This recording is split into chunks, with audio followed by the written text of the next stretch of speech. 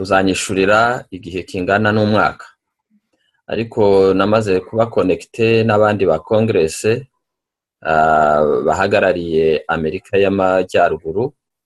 Hari igiterane twagiyemo ubushize ba pasiteri barabizi Boston. N'ejo bundi muri iki cyumweru tuzasubirayo, dufiteyo undi munsi ijoro, tuzatangira saa 11 n'igice hafi saa 12 zinahaza nimugoroba, dukore amasaha y'ijoro kugeza nka saa 5, hanyuma dusoze twe twongere tugaruke n'ahantu h'amasaha 2 n'imodokari. Nanone ku 18 dufite igiterane c'abavuga ururimi rw'igifaransa kizabera mu mujyi wa Texas, Dallas. Ni kure na hano, n'urugendo rw'amasaha hafi 3 n'indege. Namaze gukora booking, nzagenda. Tuzaba turi kumwe na Patrick kuva muri Swiss n'abandi. Muri rezo rero murumva yuko isi turimo igenda yegerana, kandi turashimira Imana yuko byose iduhuza. Reka sharing screen kugira ngo dushobore kujya mu nyigisho.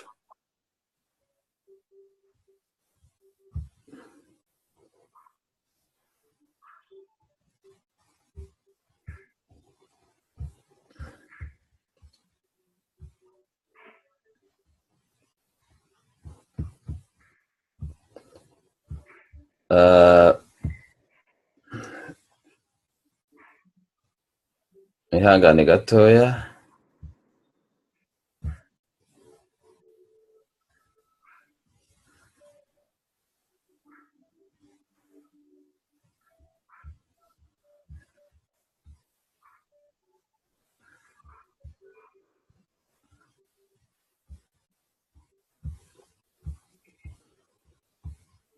Ndareba uko nshiraho inyigisho,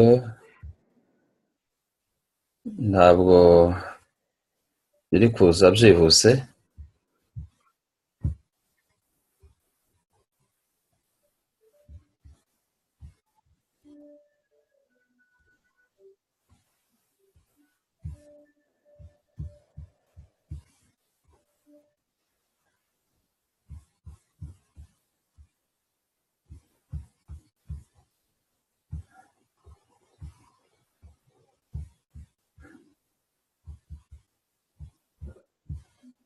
Koranabuhanga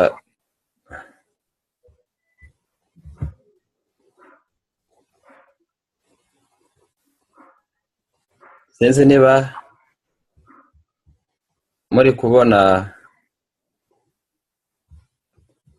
inyigisho.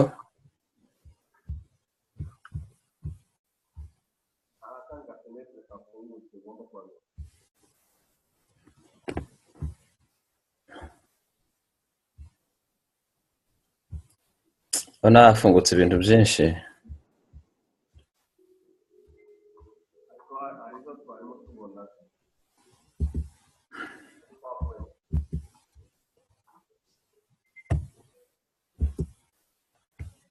Ubu murazibona?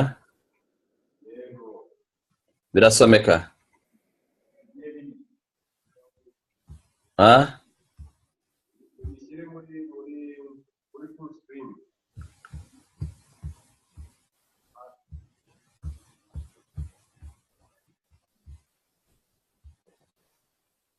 Birasomeka noneho? Okay.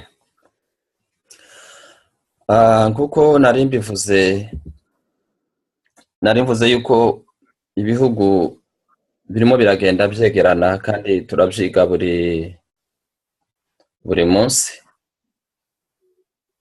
Ibihugu birenze 100 mu isi birimo birakorera hamwe mu murongo umwe n'icerekezo kimwe kiganisha itorero ku bukure bushitse. Ibi ni ibintu ntekereza bitigeze bibaho, aho ubona ibihugu birenze 100 birimo amatorero arenze ibihumbi byinshi cyane, bafite icyerekezo kimwe, biga inyigisho ziganisha itorero ku bukure, kandi bafite intego. intego yo kubaka no gukuza itorero no gukuza umubiri wa Kristo. Mu gihe narimo ntegura izi nyigisho numva rwose nemejwe yuko tugomba kureba ingamba zikomeye zo kubaka itorero no gukuza abantu mu buryo bukwiriye no kugira ngo tudasigara inyuma muri uyu mwaka wa 2018 tugiye gutangira vuba aha ngaha.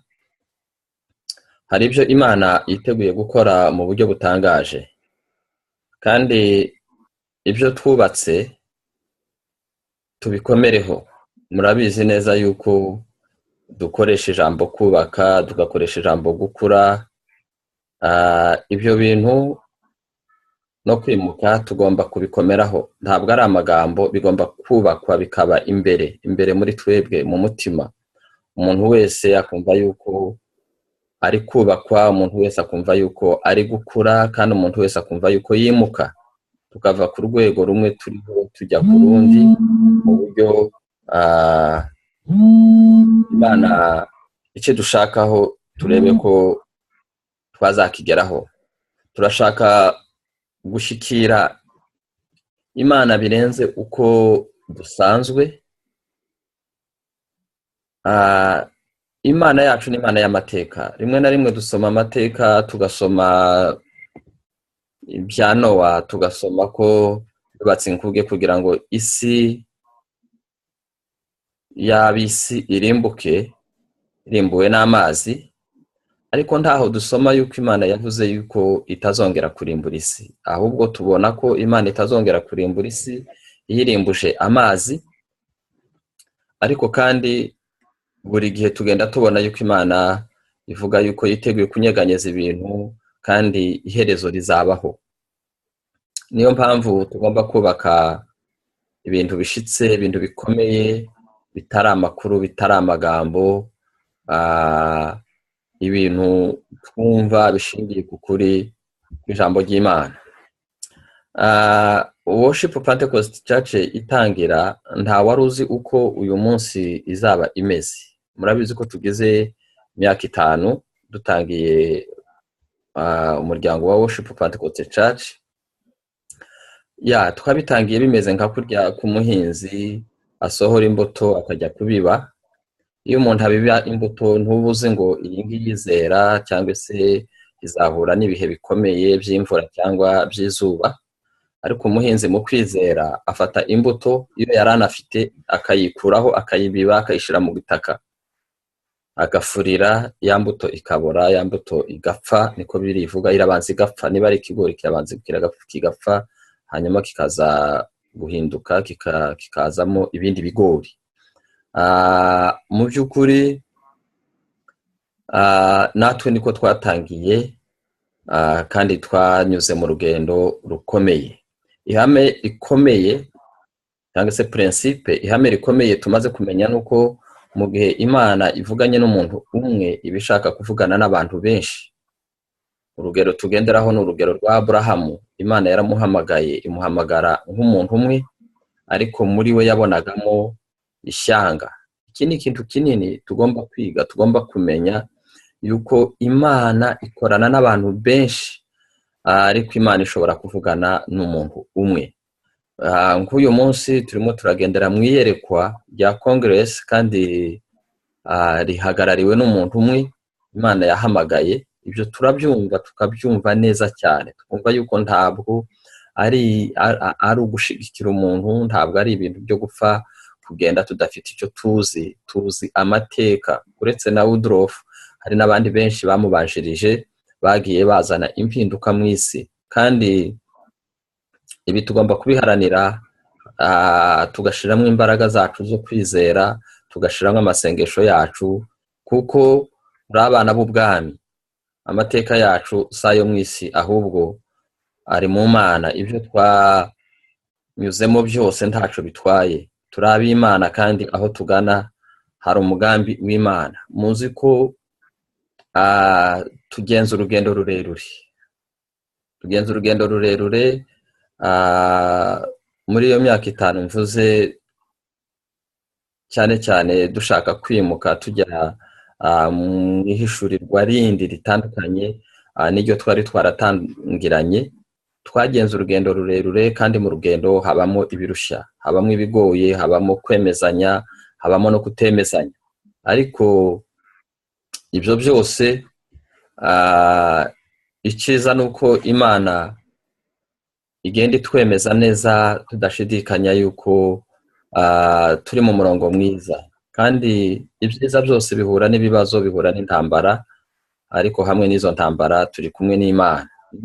N'ibindi byose twagiye duhura nabyo biba biri mu mugambi w'Imana. Tugendere mu kwizera, dusobanukirwe neza abo turi bo mu Mana, nk'itorero rimwe, nk'umubiri umwe, nk'abera. Tugomba kumva dufite iyerekwa rimwe, kumva dufite kwizera kumwe, kumva dushigikiranye, turi abantu Imana irimo ikoresha mu gihugu cyo mu Rwanda, ndetse Imana yiteguye no kudukoresha no mu bindi bihugu. Kandi twumva neza yuko guhamagarwa kwacu ntabwo twagufufika ngo tukugire gutoya. Imana iri kutwegera kuruta mbere, bikaduhesha kubona ubushobozi bwayo buhambaye. Imana iri gusenya imyubakire y'isi, kandi Imana igomba kuyisenya ihereye imbere mu mutima wawe. Isi irubatse bene data, isi irubatse, turabyumva turabibona, isi irubatse. Harabona arimo mbwira ubushize tuganira, iminsi mikeya maze muri iki gihugu, nabivuze no kuri Zoom yo kuwa gatatu, abo duhurira kuri Zoom kuwa gatatu, nuko ngenda mbona yuko hakeneye izindi mbaraga zirenze zo twatekerezaga.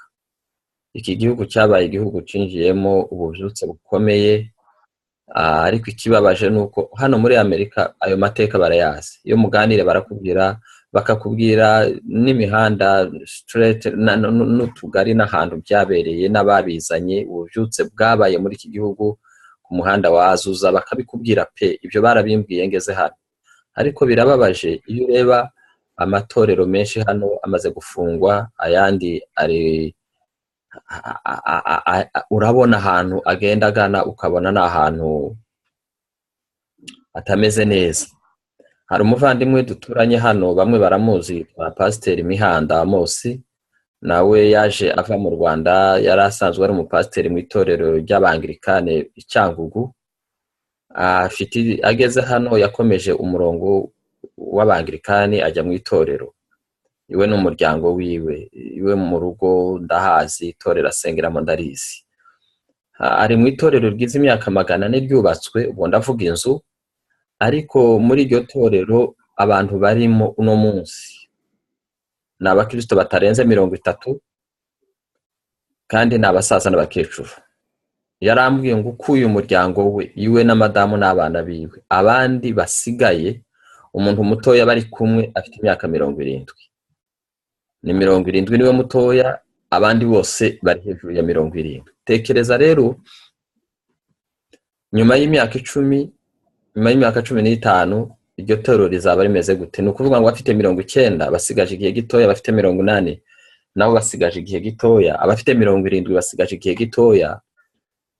Niba nta batoya bandi barimo bazamo, yuko ntabo bafite uno munsi, uhita ubona rya torero mu myaka 10 uko rizaba rimeze, yuko abo 30 uno munsi nyuma y'imyaka 10 usubiye inyuma ntabwo bari 30, bari nka 50, ariko abasaza benshi barapfuye, abandi kecuru benshi barapfuye, ubu bageze kuri 30. Kandi benshi muri bo, amakuru mfite naganiriye namwunganira n'abo bapasiteri, benshi muri bo nabamaze kwitegurira gutaha gupfa. Abazungu barabitegura, benshi muri bo bamaze gukora testament, amagambo yo gusezera, abenshi bamaze kubaka imva zabo zirahari zirateguye. Ibyo mbabwira ni ukuri yuko babona ko iminsi yabo ari mikeya. Ariko rero ikibabaje ni ukubona ukunda amatorero arimo agenda ashira. Dusomye mu gitabo cy'Abaroma, nico gice nateguye nifuza kuganira namwe, n'ibindi bice tujya gusoma. Mu gitabo cy'Abaroma igice cya 11 umurongo wa 33, mfite Bibiliya ijambo ry'Imana nabuze hano Bibiliya yera, kandi ntekereza yuko amagambo mfite atandukanye cyane n'ayo muri Bibiliya yera. Muri Bibiliya ijambo ry'Imana haravuga ngo mbega ukuntu Imana ari umukungu wa byose, mbega ukuntu ubwenge bwayo n'ubumenyi bwayo biturenze. Twumve neza, dutekereze neza, twumvire ijambo. Imana ni umukungu cyangwa se ni umutunzi w'ibintu byose, ariko ubwenge bwayo n'ubumenyi bwayo biraturenze. Bene data, Noel Woodruff niwe ujya uvuga ngo umuntu wese nabyuka buri gitondo ngo ajye avuga ko ari umuswa, atari ugushaka kwiyita umuswa kugira ngo ube umuswa, ariko ari ugushaka kugira ngo umenye yuko uri umunyantege nkeya ugereranyije n'imbaraga z'Imana. Buri munsi umuntu yagombye gutekereza ku bwenge bw'Imana n'ubumenyi bwayo, ariko ukamenya yuko biraturenze. Bibiliya iravuga ngo ibyo yiyemeza ni amayobera rwose, kandi imigenzereze yayo ntawayimenya. Ibyo Imana yiyemeza gukora biraturenga. Imigenzereze y'Imana ntabwo ifitinga n'ibitekerezo byawe. Ibitekerezo byawe ntibishobora kugenzura neza imigenzereze y'Imana keretse Imana ibiguhishuriye cyangwa ubifashijwemo n'Umwuka Wera.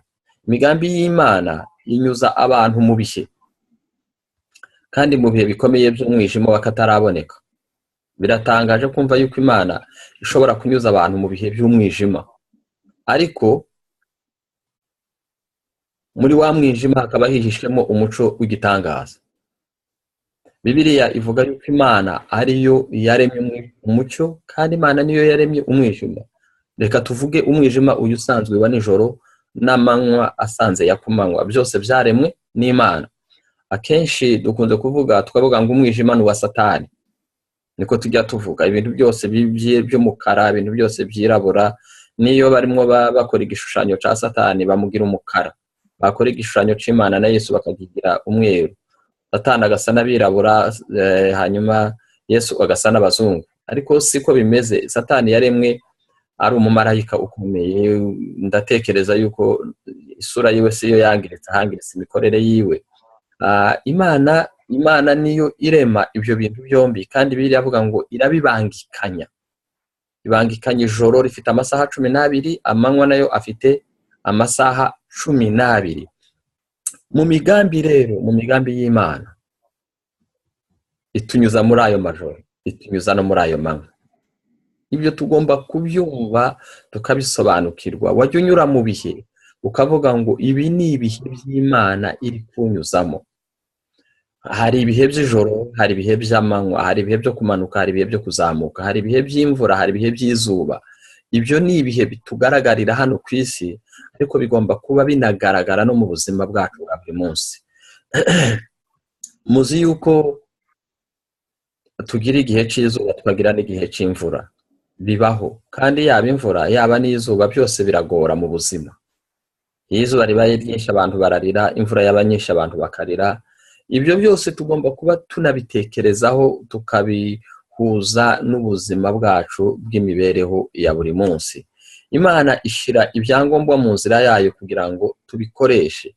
Imana izi ibyo ishaka, kandi ishaka ko tugendera mu bushake bwayo.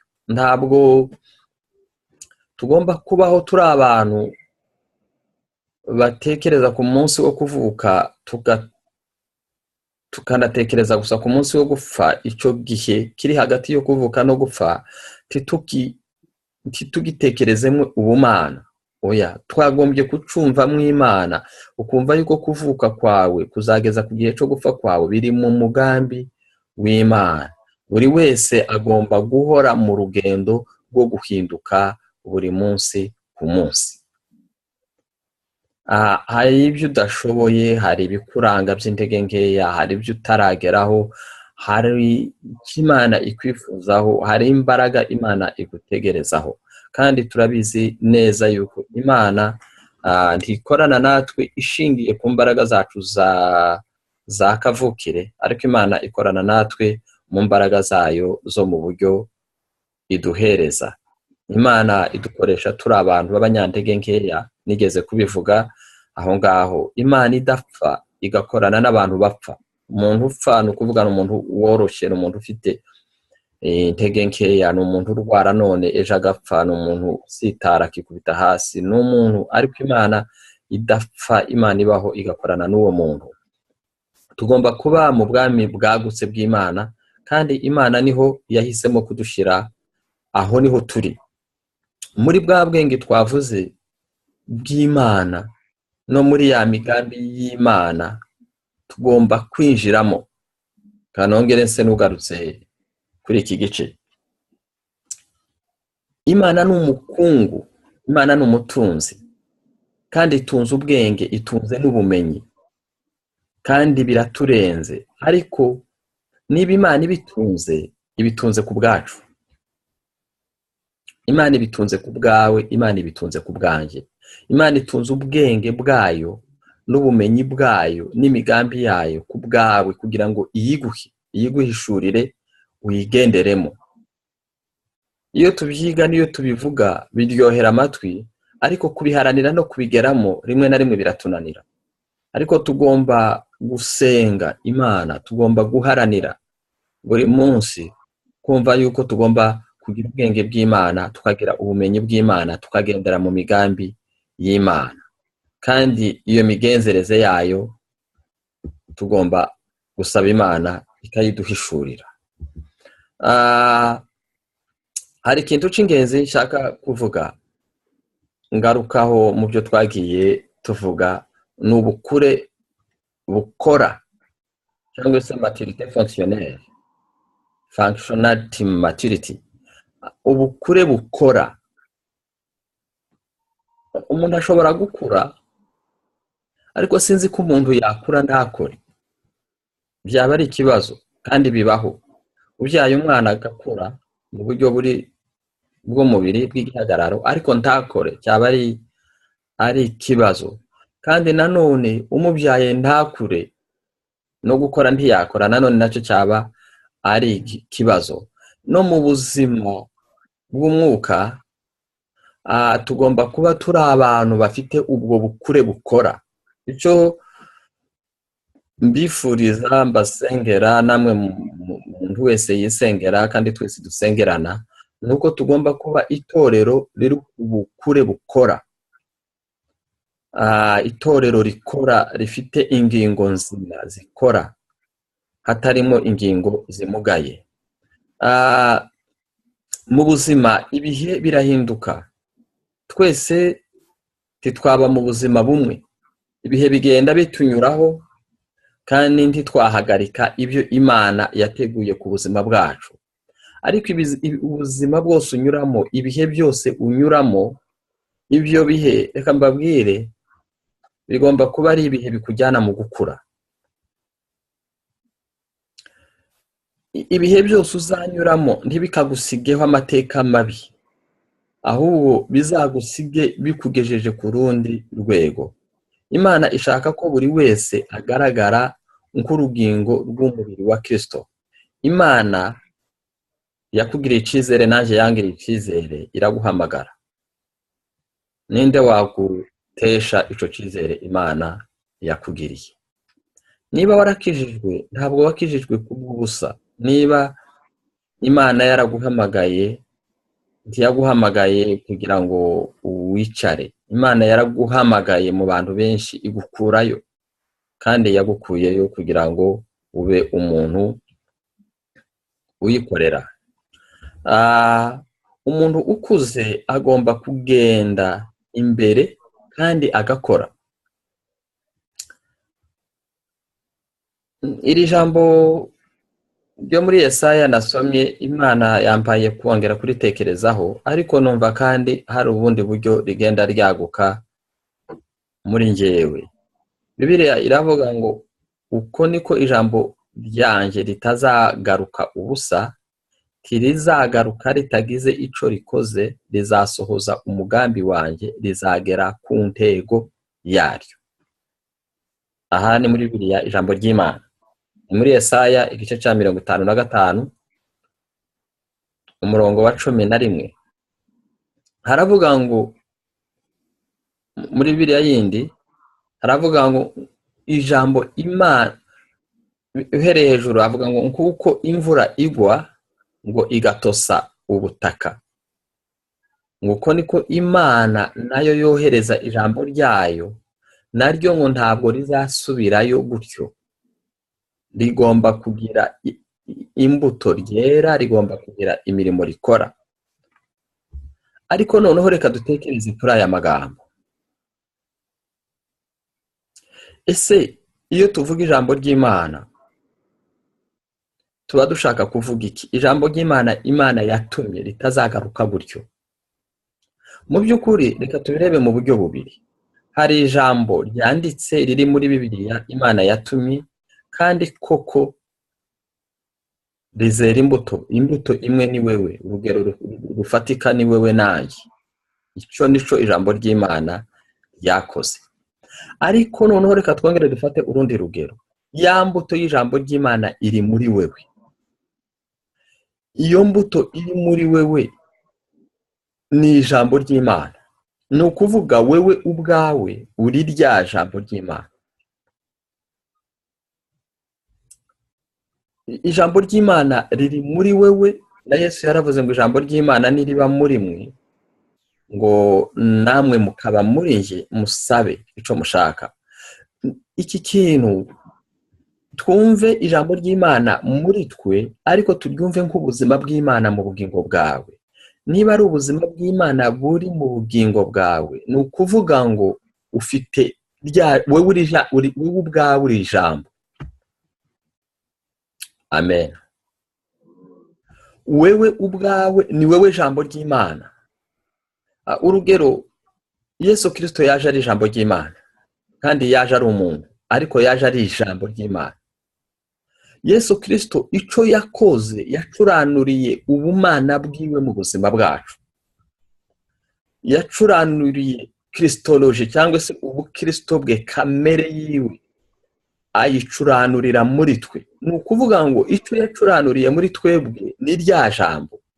Ni wewe jambo ry'Imana, ni njyewe jambo ry'Imana. Reka bahereze ubuhamya butoya, nubwo tutaragera igihe cyo kuba twatanga n'ubuhamya, ariko buriya kizagera. Maze kuva mu bitaro Nairobi, ndi muri hoteli ngitegereje yuko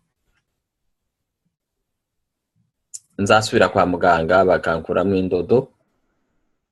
Nari ngifite igisebe kibisi, ndwariye muri hoteli, dufite amakuru atari meza aremereye. Abantu ba Nairobi bose baza kudusura buri munsi nkabaje kudusezera. Hari ijambo Imana yampaye, madamu ndatekereza ko aryibuka. Hari mu mugoroba Imana impa ijambo, ndarisoma rivuga ngo Imana yaremye ibintu byose ikoresheje ijambo. Mu gitabo cy'Itangiriro igice cya mbere havuga ngo mbere na mbere Imana yahozeho, kandi yari kumwe n'ijambo, kandi ijambo yari kumwe n'Imana. Haravuga ngo umunsi wa mbere Imana irema ibingibi kandi biremesha ijambo. Umunsi wa kabiri Imana iravuga ngo iki kibeho kibaho. Umunsi wa gatatu Imana iravuga ngo iki kibeho kibaho. Umunsi wa kane Imana iravuga ngo iki nacyo ni kibeho kibaho. Uko niko ijambo ry'Imana rivuga. Ni ukuvuga ngo ibi bintu byose tubona bituzengurutse byabayeho kubw'ijambo ry'Imana. Imana iravuga ngo ibiti nibibeho bibaho, amafi mu nyanja nabeho abeho, inyamaswa z'inkazi nizibeho zibeho. Imana iravuga ngo dutandukanye umucyo n'umwijima biratandukana. Imana itandukanya ubutaka n'amazi. Ibyo byose Imana ibikoresha ijambo ryayo. Imana imaze kuvuga ibyo bintu bimaze kubaho, byabayeho, maze gusoma iryo jambo, hari ikintu Imana yavuganye n'umutima wanjye. Imana iravuga ngo ku munsi wa karindwi Imana yaremye umuntu, imurema afite gusa nayo. Noneho nitekerezaho ndavuga ngo ubu naremwe nsa n'Imana, naremenwe imbaraga z'Imana, naremanwe ubushobozi bw'Imana, naremanwe ubwenge bw'Imana, naremanwe kamere y'Imana. Niba Imana yaravuze, nanjye nshobora kuvuga ibintu bikabaho. turarisangira twari twembi gusa babiri. Tumaze kurisangira turavuga ngo reka dusenge. Turapfukama dusenga ijambo rimwe, turavuga ngo Imana ituremera ingingo nshyashya. Urugingo rwanjye rumwe rwari rwangiritse, murabizi baganga bari bavuze yuko rudashobora kurenza amezi 3 rukora. Ariko turasenga turavuga ngo Imana ituremere urundi rugingo rushya, urwo rwangiritse iruvanemo, ituremere urundi rugingo rushya. Turasenga turangije turaryama. Imana irabitugaragariza mu nzozi. Hari ibyo madamu yabonye, hari ibyo nabonye, ntabwo nshaka kubivuga nonaha. Ariko Imana itunganya wa mwijima, ya nyama yitwa umwijima, irawutunganya, irawoza, turabibona, irabitwereka. Icyo nshaka kuvuga ni iki: wewe ugomba kujya ku rwego rwo kumva ko ari wowe jambo ry'Imana. Iki nicyo kintu Imana yampishuriye mu gihe narimo soma aya magambo. Ni njyewe jambo w'Imana, ni njye jambo ry'Imana riri muri njyewe. Jambo ry'Imana rigomba gukorera muri njye, kandi ijambo ntirizasohoka ngo rijye gukora, ni njye uzakora. Kurya Yesu yagiye akora akoresheje ijambo, agahagarika imiyaga yabateye mu ruzi, akazura ba Lazaro, agatubura imigati. Yakoreshaga ijambo buri munsi. Niryo jambo natwe tugomba gukoresha, kandi tukarikoresha mu buryo Imana ishaka, kugira ngo dukize abantu, twubake abantu. Uko ni ugukura gukora. Gukura kwawe kugomba kuba ari ugukura gukora. Gukura ntigushobora kugera ku muntu udakora, kandi ibyo dushinzwe gukora si ibindi nkeretse gushira mu bikorwa ijambo ry'Imana. Kandi tugomba gukora ibyo Data ashaka nkuko Yesu yabikoraga. Iri jambo mwararyize, twaragize inshuro nyinshi, yuko Yesu yakoze iby'Imana ishaka, n'abandi benshi batubanjirije bakoze iby'Imana ishaka. Umwigisha umwe watwigishije yaravuze ngo ikintu Yesu yarazi gukora gusa ngo kwari ukwigana. Ni ukuvuga ngo yumvaga icyo Imana imubwiye akagishira mu bikorwa. Icyo yarazi gukora kwari ugukora ibyo yumvanye se, akigana. Isa akamubwira ngo kiza uyu murwayi, kora ibi ngibi. Yesu yaravuze ngo nta kintu na kimwe nshobora gukora Data atakimbwiye. Yari umuntu ukora. Mu yandi magambo ubigereranyije bavuga ati uyu muntu ntabwo yari yuzuye. Umuntu ukora gusa ibintu abandi bamubwiye kora gutya. Yari nk'umwana, abana nibo tubwira ngo kora gutya, kora gutya, kora gutya. Mu rwego rumwe nuko Imana idushakamo. Imana idushaka ko tuba abana bayo bakora, dukorera mu murongo w'ibyo idutegeka. Kandi tugomba gukora tugasoza. Hari ibyo Imana yagushize imbere, hari ibyo Imana yashize imbere, hari ibyo Imana yashize imbere y'itorero Worship Pentecostal Church nk'itorero ku mwihariko, hari n'ibyo Imana yashize ku yandi matorero. Ariko tugomba gukora no gusoza, gukora no kurangiza. Gukura bigomba kugaragaza imbaraga zawe zikurimo, impano zawe n'ubushobozi bwawe, ukabisunika bikajya hanze. Imana hari ubushobozi yakuremanye, Imana hari imbaraga yakuremanye, Imana hari ubwenge yakuremanye, Imana hari impano yakuremanye, bikurimo bikubitsemo. Ariko Imana irashaka ngo ubisunike, ubisunike, ubisunike. Sunika iby'Imana yaguhaye, bisunike bijye hanze bigaragare. Ubwo bushobozi Imana yaguhaye wikomeza kubwibikamo, wikomeza kubugira ubwawe, wikomeza kubugira nk'utabufite. Imana irashaka ngo usunike. Kandi natwe icyo Imana yaduhaye nk'itorero Worship, vision Imana yaduhaye, iyerekwa Imana yaduhaye, turisunike. Icyo Imana yaduhaye kigaragare, kijye hanze, tugisunike. Hari imbaraga zisabwa. Hari icyo Imana idusaba kugira ngo dushire hanze ibiturimo. Hari imbaraga zisunikira ikintu kuvuka. ikintu cyose iyo kijya kuvuka hakoreshwa imbaraga. Imana rero hari ico yagushizemo, kandi uwo muhamagaro wawe, ubwo butware bwawe, izo mpano zawe ugomba kuzisunika. Gukura ni ukumenya neza abo turi bo, tukamenya identite yacu. Uko niko gukura. Icyo ni kimwe mu bigaragaza gukura, kwimenya, kumenya uriwe, kumenya rya jambo ry'Imana riri muri wewe. Ukamenya neza abo uriwe, abo turiwe, identite yacu, identite yawe, ukamenya gutegeka neza ubugingo bwawe, ukamenya gutegeka neza urugo rwawe, kwitwara nka data wo mwijuru. Hari amagambo nkunze kugarukaho rimwe na rimwe njya navuga, ni amagambo ari mu gitabo cy'imigani, sinzi nibuka igice, ariko numva narigeze kubivugaho, aho Salomo avuga ngo umuntu utegeka ubugingo bwiwe ngo nintwari kuruta ingabo zifata umujyi. Ingabo zishobora guhaguruka zigafata umujyi, imijyi minini ikomeye, ariko ngo igikomeye si ugufata umujyi, igikomeye mu gutegeka ubugingo bwawe. Mu bugingo bwawe hari ibintu byinshi bigwaniramo, mu buzima bwawe hari ibintu byinshi birwaniramo, mu bwenge bwawe hari ibintu byinshi birwaniramo.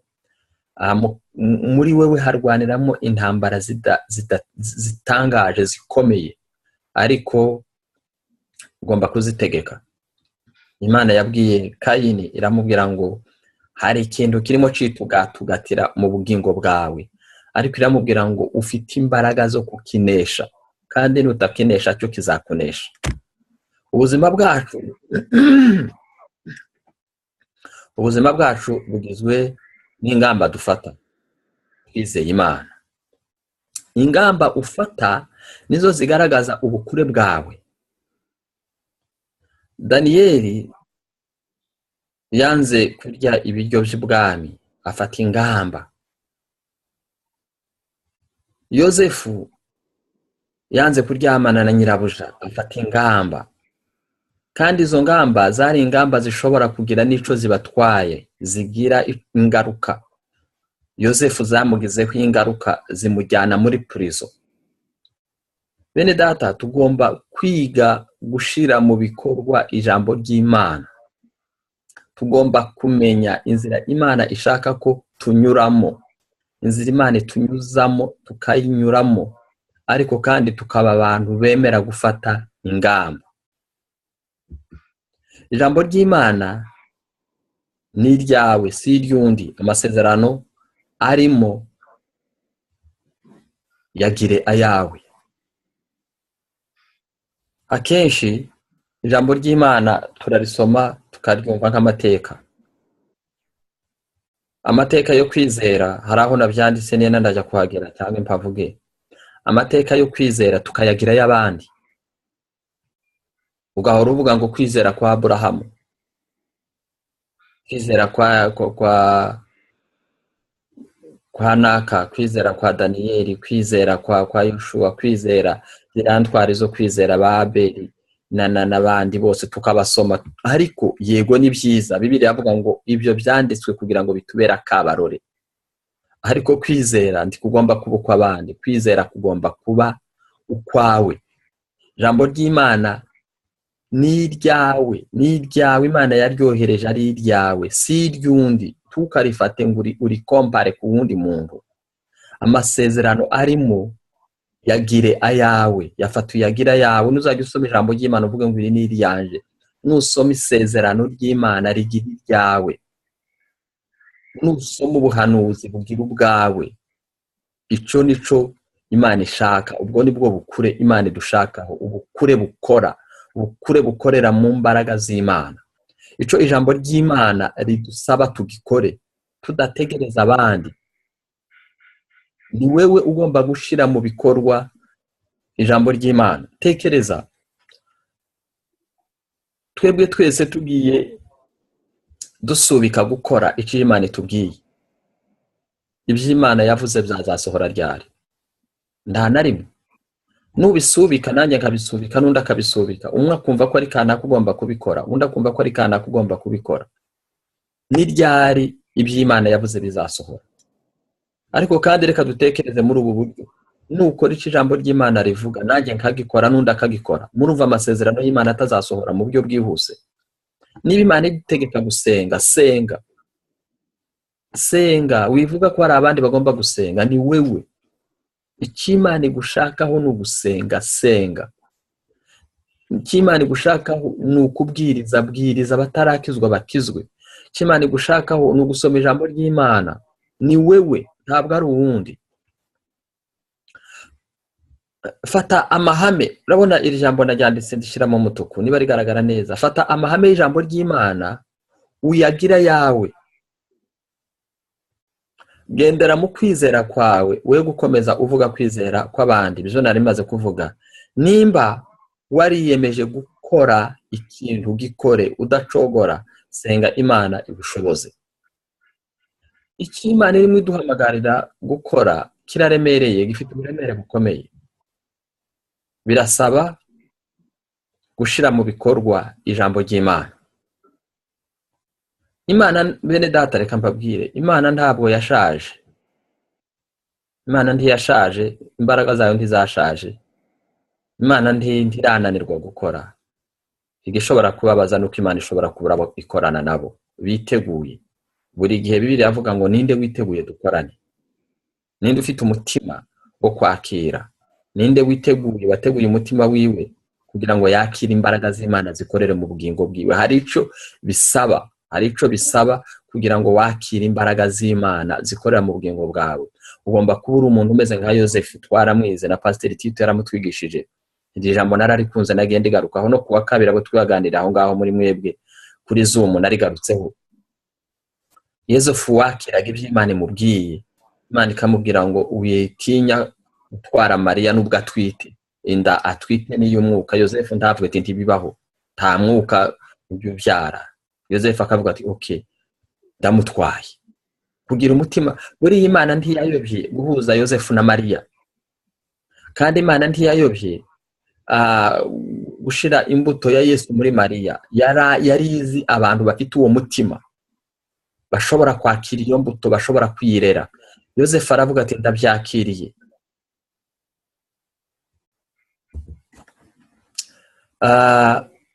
Dusomye mu gitabo cy'Abaheburayo igice cya 5 umurongo wa 7 kugeza ku wa 9, turabona urugero rwa Yesu. Harimo amagambo agera kuri 4 dushobora kubonamo y'urugero rwa Yesu. Igihe nasomaga numva binejeje cyane. Bibiliya iravuga ngo Yesu yasenze yinginga. Yesu yasenze yinginga, aniha cyane, abogoza n'amarira. Uko niko Bibiliya uko nabyanditse niko biri muri Bibiliya, nta jambo nahinduye muri biri jambo ry'Imana.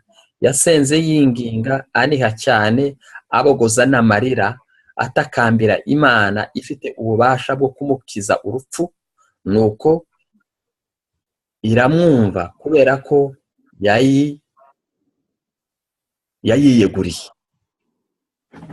Reka turebe ibi bintu ko ari 4, tujya kubisobanura ariko tubyumve. Icyambere, Yesu yarasengaga, agasenga yinginga. Ico gifate kibi cyawe, uhereye none gifate kibi cyawe.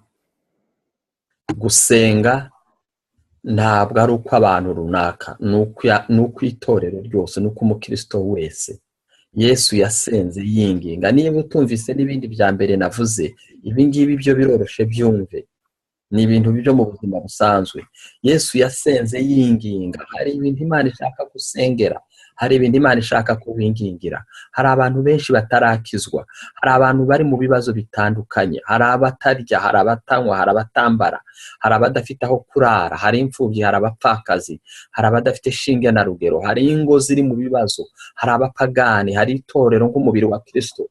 Hari ibyo tugomba gusengera, hari ibyo tugomba kwingingira Imana, tukanasenga, tukaniha, tukarira. ibi Yesu yarabikoze kandi yabikoze ari umwana w'Imana, kuko umurimo Imana yari imutegerejeho wari umurimo ugoye uremereye, wari ukeneye n'amasengesho y'imbaraga.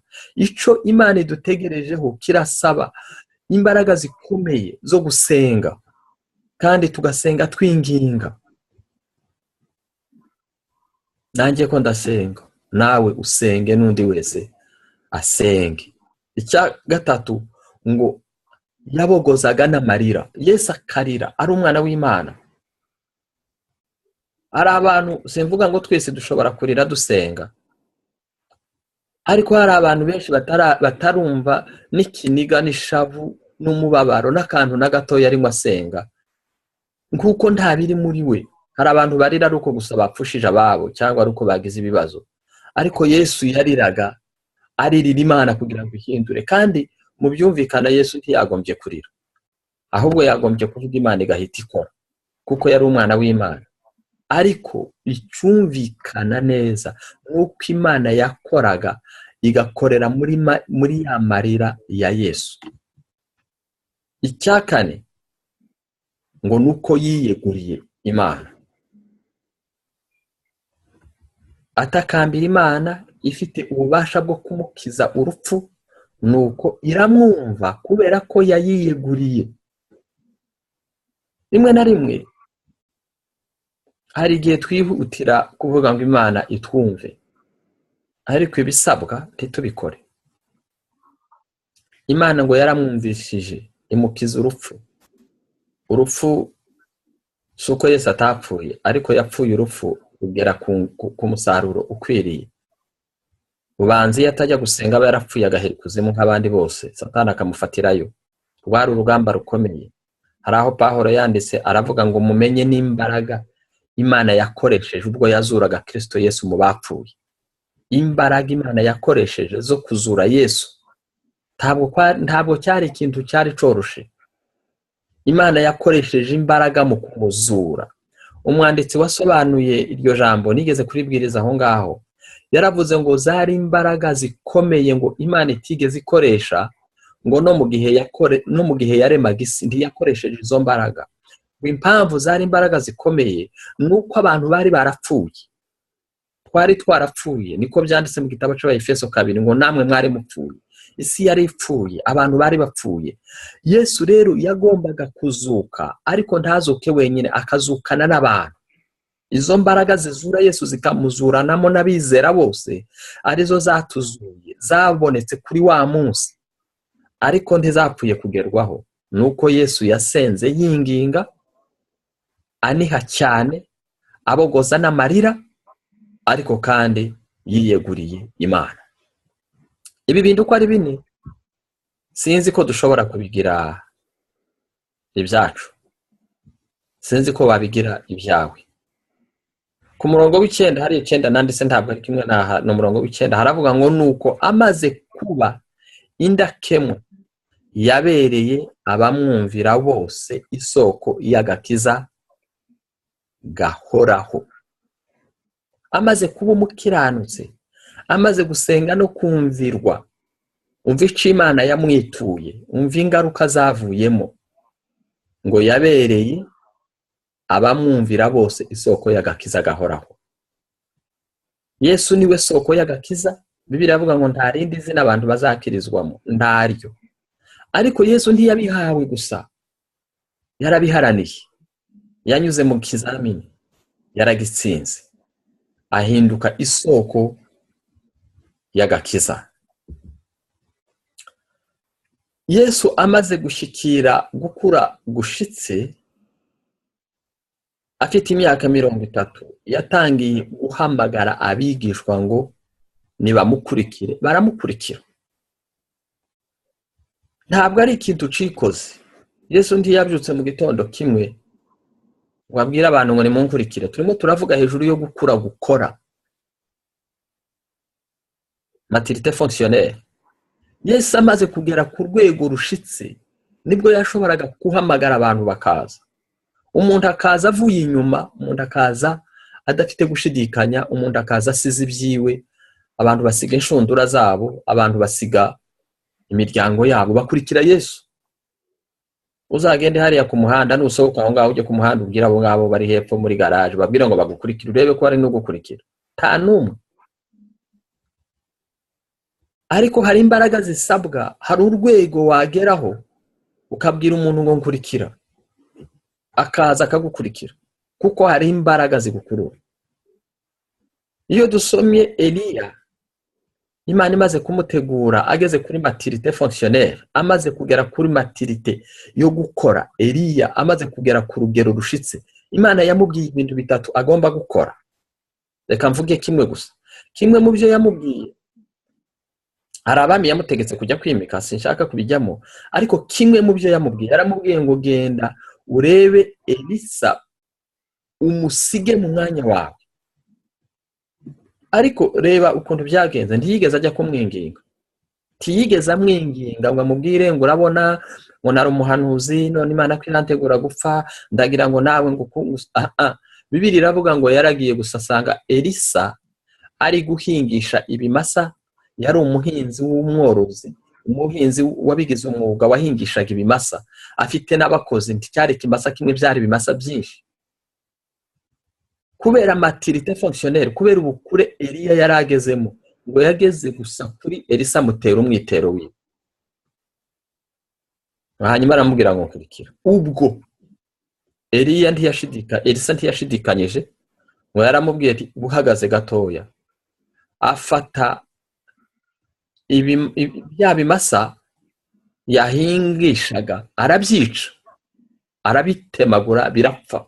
Afata inkwi za ibiti bakoresha bifashe ku kimasa n'isuka, aba ari byo agira inkwi, atwika za nyama, atanga igitambo, arangije akurikira Eliya. Bivuga ngo ibyo yari afite arabitwika, arabisiga, asiga ibyari bimufitiye akamaro. Na Pawulo yaravuze ngo ibyari indamu yanjye nabitekereje ko ari igihombo, narabisize, narabitwitse.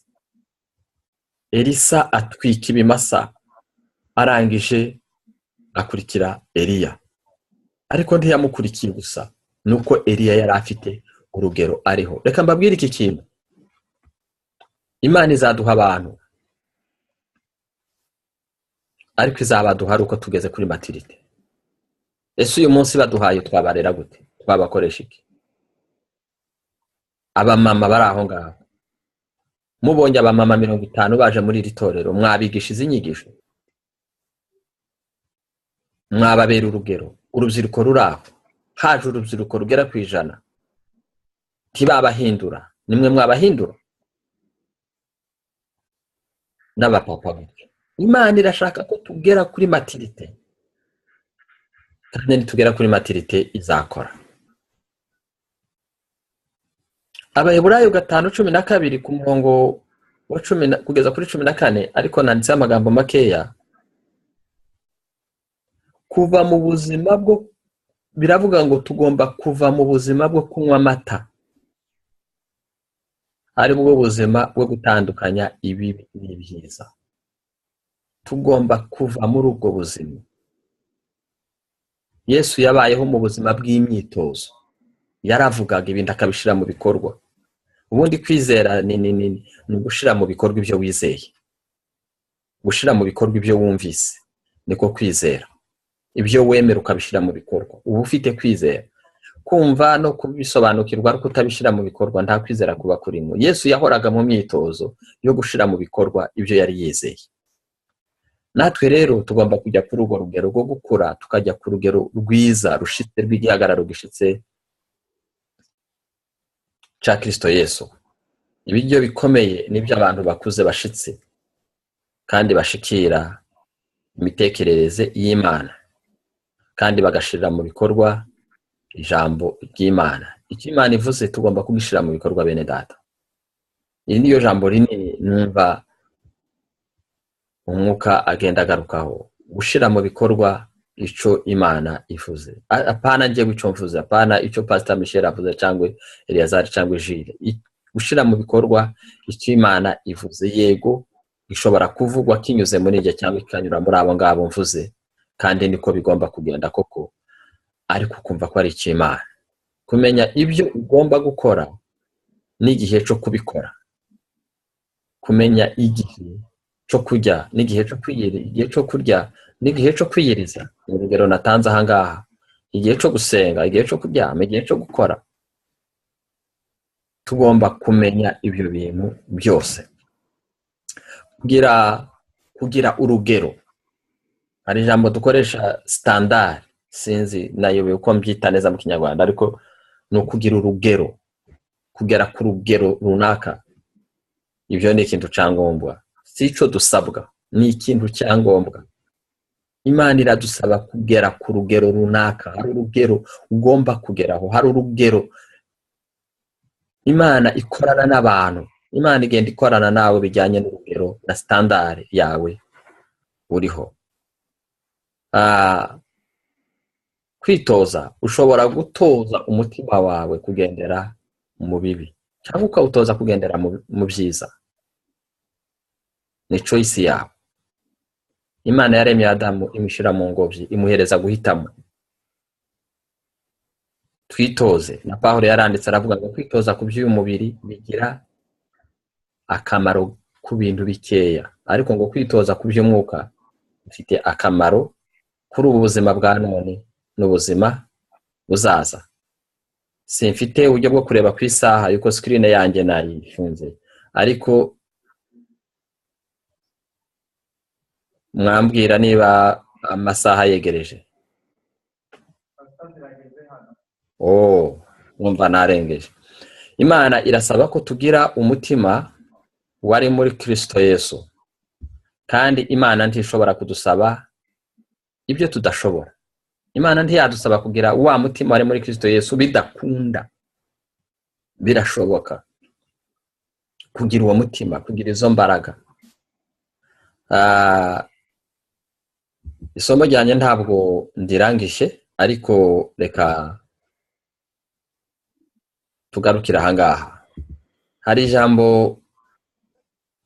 muri ariya magambo ya Yesu twasomye mu gitabo cy'Abaheburayo. Hari ijambo nshaka kugarukaho ntavuzeho, ndangirizaho, yo ku murongo wa 5. Aravuga ngo nubwo yari umwana, Yesu nubwo yari umwana w'Imana, yigishijwe kuyumvira binyuze mu mibabaro. Nubwo yari umwana, yigishijwe kuyumvira n'imibabaro. Iki kintu nari ntaracyumva neza, nacyumvise nimugoroba ubwo nari muntegura rino jambo. Yesu yigishijwe kumvira Imana. Mwarimu wamwigishije ni imibabaro. Imibabaro ni umwigisha mwiza cyane, ariko abantu ntibayikunda. Umubabaro cyangwa se ibigeragezo, ibibazo, ni umwarimu mwiza. Ikibazo ni kimwe, nuko ushobora kunyura mu bibazo ntibigusigira amasomo. Ariko ngo Yesu yigishijwe kumvira, ariko ngo yigishwa n'imibabaro. Yigishijwe kumvira Imana binyuze mu nzira y'imibabaro. Ntabwo twifuriza kugira imibabaro, ariko turabifuriza gukura. Turabifuriza, reka mbabwire, nta mwarimu ujya wigisha abanyeshuri ngo areke kubahereza ikizamini, icyo bita isuzuma, igerageza, test mu Faransa no mu Cyongereza. Test ni igerageza. Buri iyi mibabaro ni igerageza. Imana igitugerageza, ikaducuguta, ikatunyuza mu mibabaro, ikatunyuza mu bihe bikomeye. Itorero worship twanyuze mu bihe bikomeye, twanyuze mu bihe bikomeye pe, ndabizi twanyuze mu bihe bikomeye, ariko ni byiza. Ni byiza ko tubinyuramo, kuko hari icyo Imana yashakaga kutugezaho. Reka ngarukira aha ngaha, muraza kunyemerera turenzeho iminota 15 dupartage gatoya commentaire yuko ndabakumbuye numva nshaka kumva kuvuga kwanyu. Iri niryo jambo Imana yampaye ry'uyu munsi, kandi ubu ni uburyo Imana yaduhaye dushobora kuzakoresha bwo kujya duhura tukaganira. Njyewe biranshimishije, sinzi ko namwe byabashimishije. Biranshimishije kubabona, kubona amasura yanyu, kuba twarafunguye Zoom. Imana yarazanye ubu buryo, ni buryo byiza. Rero reka mbahereze umwanya maze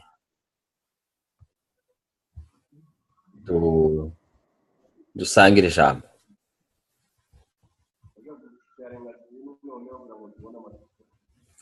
Nibyo ndimo nkora.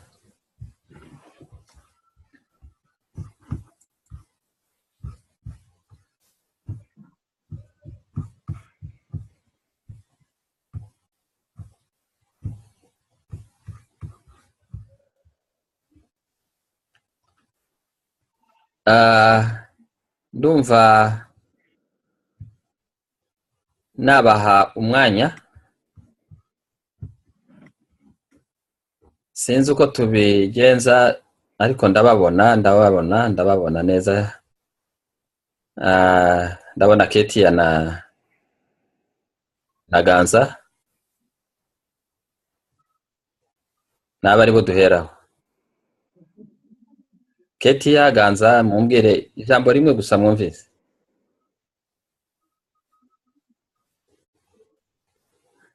Yes. Ganza, wumvise iki? Maheze mikoro. Wumvise kabisa. Ubushize se ntibatwebwiye ibintu bikomeye umunsi Fortune yigishije.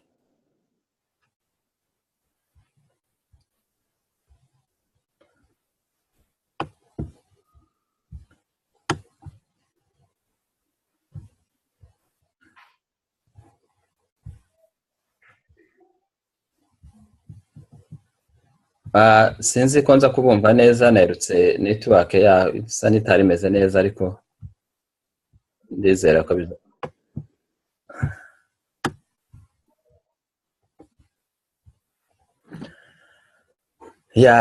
Niba bavuga kandi batavuze n'abana, havuga abakuru, ariko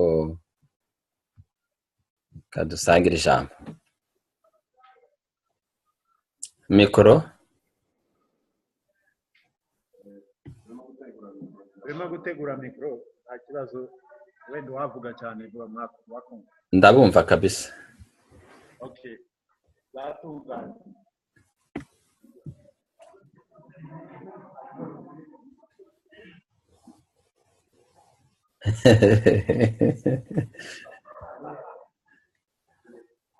Ngahe basi nsuhuza, niba ntabyo uvuga nsuhuza basi. Ketia, muraho? Mikoro yawe ntageruke. Okay, heza Ganza. Muraho neza? Ntabwo nakumvise. Yego. Mashuri biragenda? Okay. Ndishimye cyane. Okay, reka tukoreshe umwanya wacu neza.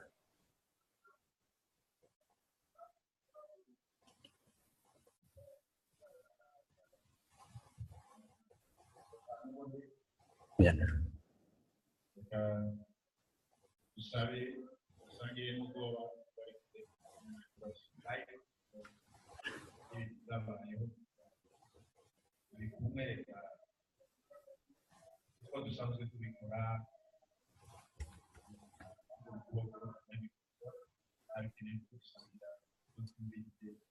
amagambo make cyo gushishikariza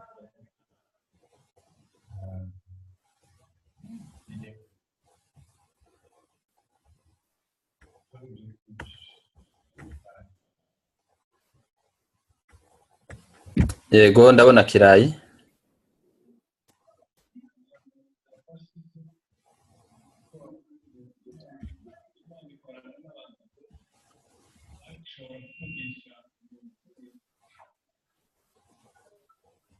ariko ngo Imana ishobora kugisha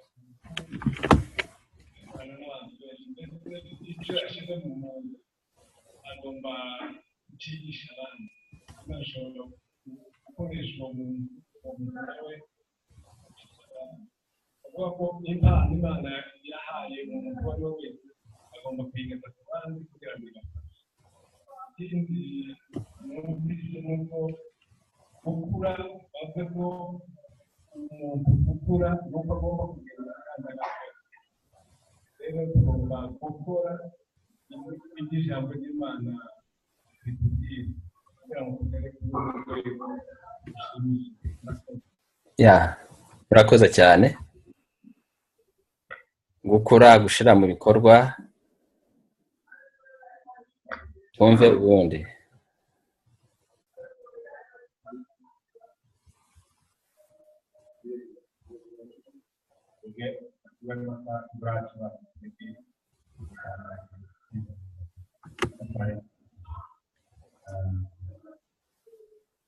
nibiba ngombwa we uri kubabona ukeneye wabwira nta kibazo kugira ngo ndababwira yuko n'abandi bashobora kuba utari kureba neza kugira ngo wenda mbereke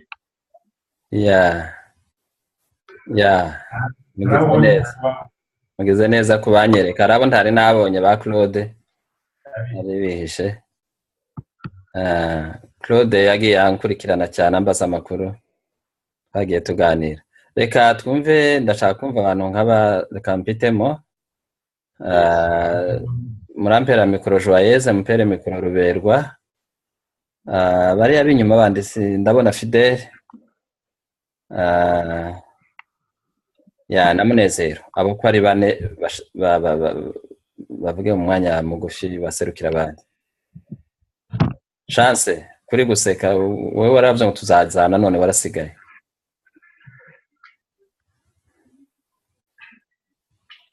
Murakoze kuri ijambo ryize uyu munsi kumva no gusobanukirwa Imana.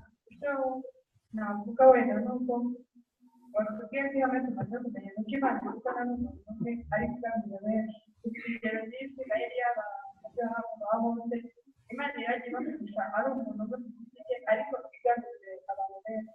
Ni ukuvuga ko ishobora kuvugisha njyewe cyangwa undi muntu twebwe ariko igamije itorero, igamije igihugu, igamije abantu benshi ariko ikoresha umuntu umwe.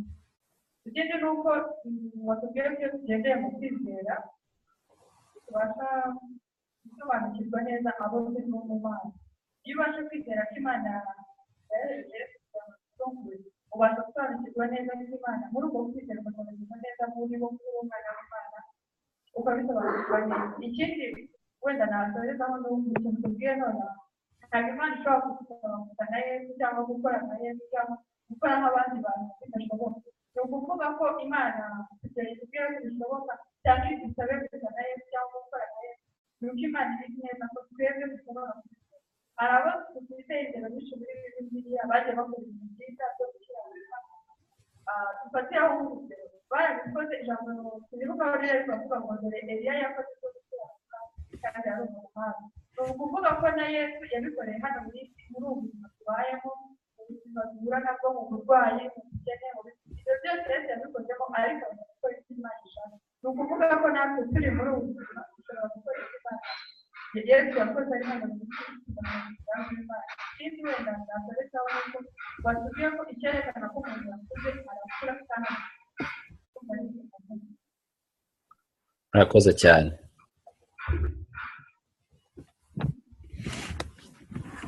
tubanze gusohoza pasiteri.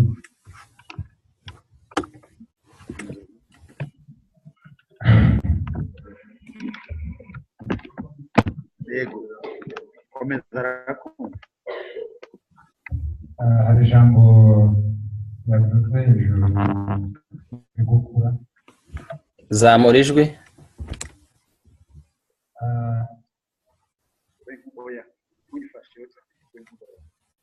Bivuze ngo iri jambo ryo gukura kandi dukora. Iyo umuntu amaze gukora hari ibikorwa bigaragaza by'abantu bamaze gukura, niko Madiyani baravuga ngo twari tugisigaye twiga, twari tugomba kuba abantu babigisha, ariko ngo turacyari abana bo kwigishwa, bo gusa kandi tukigishwa. Ni ukuvuga ngo kubera iminsi tumaze twiga, kubera iminsi tumaze mu gakiza, tugomba kuba abantu guhagararira ibikorwa bikomeye tugakora. Ikindi numvise yavuze hejuru yo gusenga, Yesu yari umwana w'Imana, yari afite ubushobozi bw'imbaraga, ariko kugira ngo atubere urugero rwiza tuzogereye mu kiwe nuko yageze asenga. Igihe cyose yabanaga n'abigishwa yarasengaga, ariko twebwe usanga amasengesho ari makeya, kandi Yesu yarasengaga kandi ari umwana w'Imana. Ndumva umukristo wese tugomba gushyiramo imbaraga tugasenga, tukagira ibihe byo gusenga, tukagira ibihe bya Kristo. Niko yabwiye abigishwa be, arababwira ngo musenge kugira ngo mutagwa mu mosha. Ahandi hari umosha, hari ibihe bibi, hari ibihe by'amanga, ariko tugomba gusenga kugira ngo tubitraverse, tubisimbuke. Imbaraga ubwami bwo mu ijuru buratwaranirwa, nuko gukishwamo imbaraga ntabwo ari ibintu zoroshe. Ugomba gusenga ukaba byerekana nk'abasirikare bari ku rugamba. Murakoze Imana. Murakoze cyane.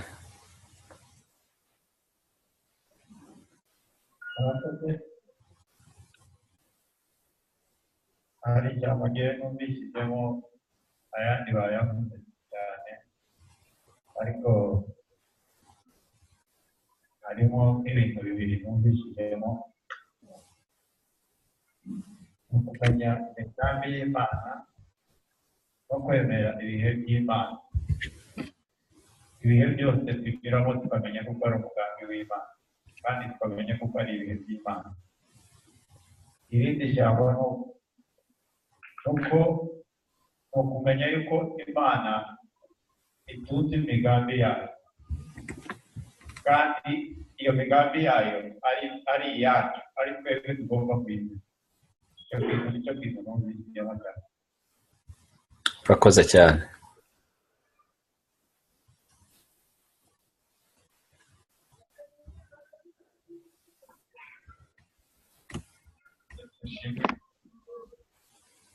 Haleluya.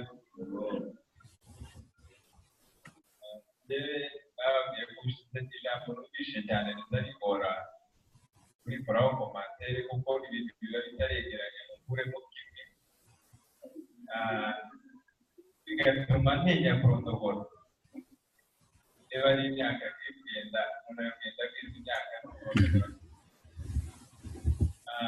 Ndashimye Imana yaduhaye shene uburyo bwinshi bwo kwiga ijambo ry'Imana.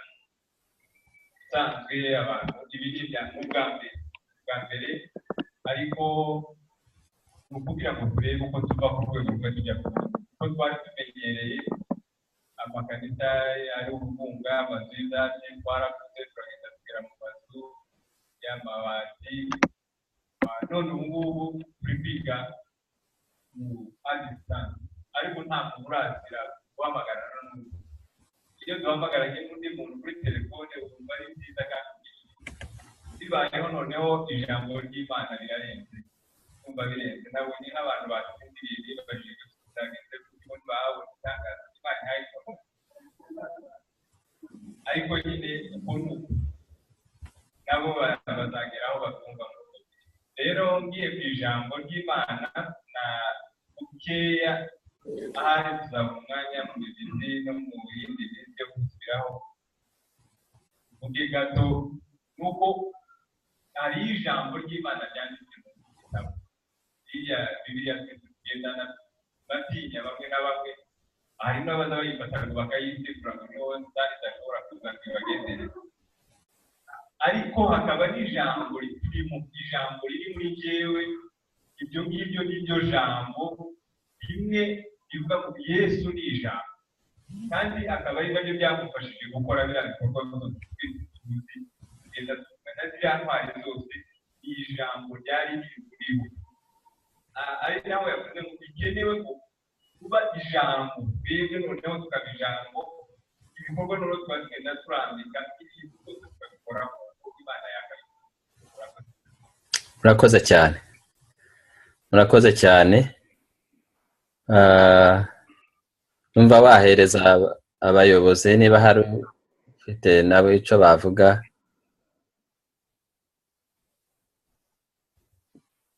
Murakoze.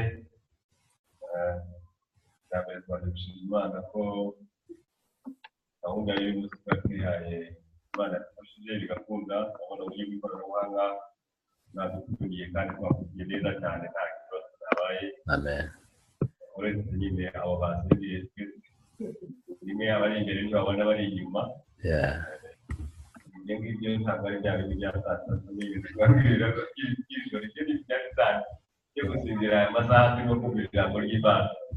Ariko ikintu gikomeye yaragikomojeho Andre kuvuga ko ari ku ijambo ry'Imana, ari abantu mu by'ukuri bazumva amagambo twiga bakavuga ko turi kwiga amagambo y'uburyo kuko Yesu niwe wavuze ngo ni ijambo kandi Imana ikaba idusaba ko tumera nka Yesu kuko Imana ishaka ko tuba nk'ijambo n'ijambo ryayo ikadukoresha tugakora imigambi yayo. Iyo tugiye dusoma ijambo ry'Imana niba Yohana umubatiza yaraje akavuga ngo ijwi byari byarahanuwe na Yesaya aravuga ngo hari igihe hazaboneka ijwi rizaza kubwira abantu ngo batunganye inzira z'Imana. Hanyuma Yohana Imana iramutanga ngo ugende ujye gushyira mu bikorwa ijambo nabwiye umuhanuzi wa Yesaya. Kumva natwe rero hari ibintu turimo gusabwa kugira ngo dukore dusohoze ijambo ry'Imana bivuga tube byo atari ukubyumva ngo bibe ari biri muri Bibiliya. Ikindi navuga cya kabiri uburyo bwo kumva Imana no gushyira mu bikorwa ibintu by'Imana. Mu by'ukuri twavuze ko iyi si nshyashya dukoreramo y'umwuka irimo amabwiriza tugomba kubahiriza kandi ayo mabwiriza anyura mu bantu Imana yahishuriye bakayabwira bakabwira abandi bakavuga. Ariko ntabwo tugomba iyo abantu bakuze ntibategereza ngo babwirwe buri kantu kose kabe mu mabwiriza. Hari ukuntu baba bagomba kuba bumva connection y'Imana uko bumva Imana kandi bidatandukanye n'umuyobozi Imana iba yakuyoboye. Urugero dushobora gufata ni urugero rwa Mose na Bezaleli. Imana yeretse Mose ibintu azakora ukuntu azubaka ihema ariko iragenda iha umwuka wayo Bezaleli kugira ngo yubake neza ibyo Mose yabonye ku musozi kandi Bezaleli ntiyigeze yari ku musozi ntiyabonye ku musozi ariko ibyo yakoze bihura neza n'Imana yeretse Mose. Hari amabwiriza amwe duhabwa tukayagenderaho ariko hari ibindi bintu tugomba kumva ugakora neza umwuka uri muri twebwe ugakorana kugira ngo dukore ibintu bimwe.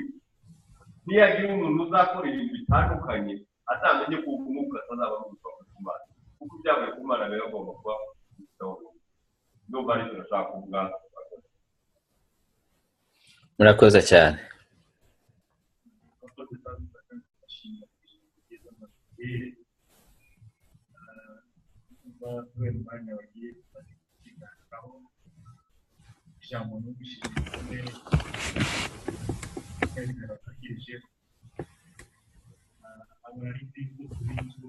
Ongera ijwi ntabwo nkumva neza. Ya.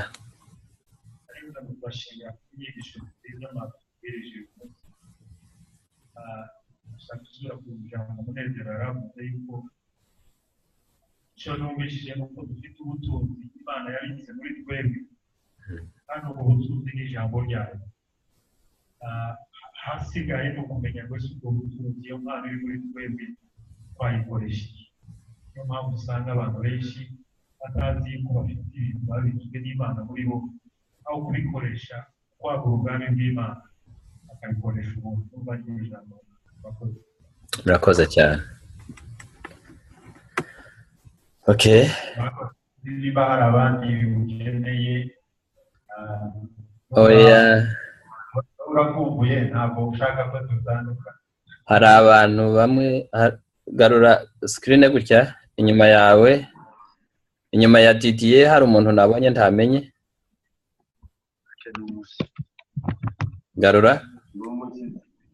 Garura gutya. Uyu muntu ninde? Oye. Oh. Okay. Mudamu wicaranye na Nathalie ni mama Woodruff. Muka Woodruff. Hari abantu bari inyuma ntari kubona,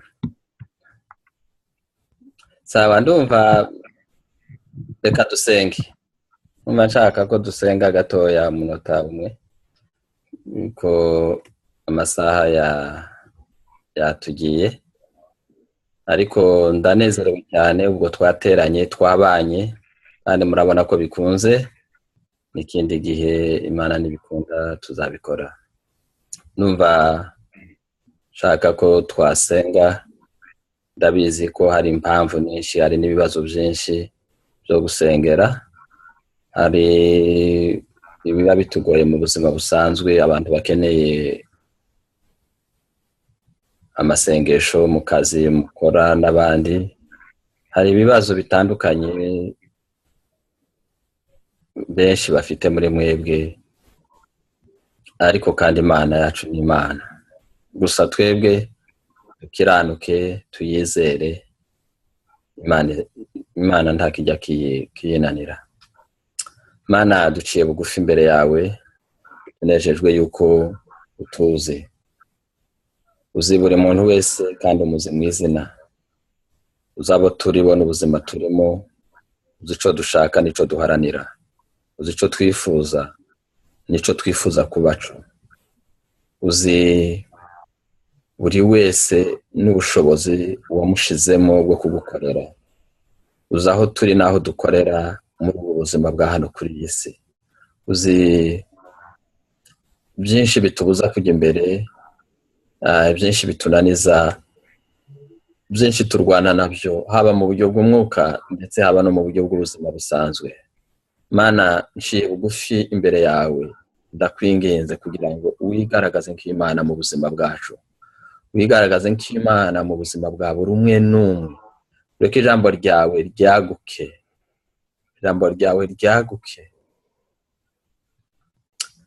Mana turakwinginze, reka ijambo ryawe ryaguke mu buzima bwacu. Tuba abantu bemera gufata ingamba kandi ingamba zigushimisha.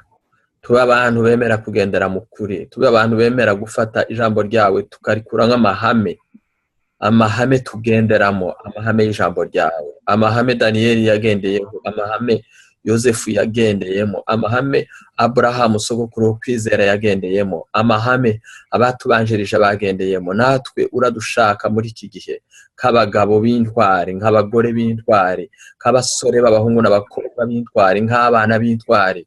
Uradushaka Mana, kandi icyo dushakaho nuko tukumva, tukakumvira, tukumvira ijambo ryawe, tukagendera ijambo ryawe, tugakurikiza ijambo ryawe, tugahinduka ijambo ryawe. Ni twebwe ijambo ryawe, ni twe turi ku isi. Mwami Yesu, igihe cyawe cyo kuba ku isi cyararangiye.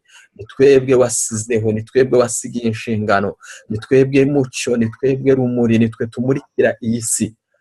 Kweretse iri torero data, nongeye kuryingingira, ndingingira abaririmo.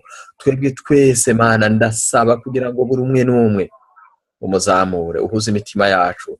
Reka ijambo ryawe rikorere mu buzima bwacu. Kweretse ibibazo bya buri wese, kweretse ibibazo byo mu miryango, buri rugo, kweretse ibibazo abantu bafite by'ubushomeri, kweretse ibibazo abantu bafite by'amadeni, kweretse ibibazo abantu bafite mu kazi, ingorane bahuye nazo, kweretse ibibazo bidasobanutse, abantu batanasobanura ubwabo batavuga, kweretse ibibazo abantu bafite Mana, wowe uzi buri wese. Uwicaye aho ngaho uramuzi, ndetse n'abatashoboye kuza urabazi. Ndinginze, ndabingingiye, ndabasabiye mu izina rya Yesu Kristo ngo ibisubizo badafite wowe urabifite. Aho badashobora kugera wowe wahabageza, ibyo badashobora kwikorera wowe wabikora. Reka ijambo ryawe rigira ico rikora uyu munsi. Tanga Mwami Imana ibisubizo bikwiriye ku kibazo ca buri wese. Mana ndagushimiye, ndagushimiye watugiriye neza watugiriye neza watugiriye neza wagiriye itorero ryacu neza uyu munsi si uko biba bimeze ariko warabikunze kandi warabikoze reka ishimwe n'icubahiro bibe byawe tubisabye mu izina rya Yesu Kristo umwami wacu amen murakoze reka kadusezerane kambasezere bye murakoze cyane murakoze naho gutaha twongera kugera kumwe ku murongo kandi dusuhuriza abo muri kumwe aho ngaho kandi turishimye mu by'ukuri kubana nubwo hari distance nini ariko turashima Imana ibyo yagiye yishura kandi turabona ko Imana yabiduteguriye mu buryo tutari tuzi mu buryo tutasabye iyo tutatekerezaga ariko Imana ndabona yarabikoze ngo wagiye uvuga wenda mu mateka twagiye tunyuramo ntekereza ko bitakoroha hamwe na hamwe ariko byari bizanshimishije nubwo wenda ntabwo ngiye kuvuga kuri uzo n'ijambo bavuze ariko batititi abona ko abantu bicaye ko batekereza amasaha abiri kugira umuntu tutari kumwe ndabona cyagiye byari bigoranye ko ari ugutegura ibi ngibi kandi Imana kuba twarayemereye ko bya bindi byabaye nubwo bamwe byari bigoye ariko zaroroshye kandi turashima Imana kuri iriya ntambwe twateye ari nayo ituma n'ibi ngibi bikora kandi turizera ko n'ibindi bizakomeza kuza ibyo tutumva ubu ngubu ejo bidufitiye akamaro kanini cyane kandi kugurisha dusuhurize abo muri murakoze cyane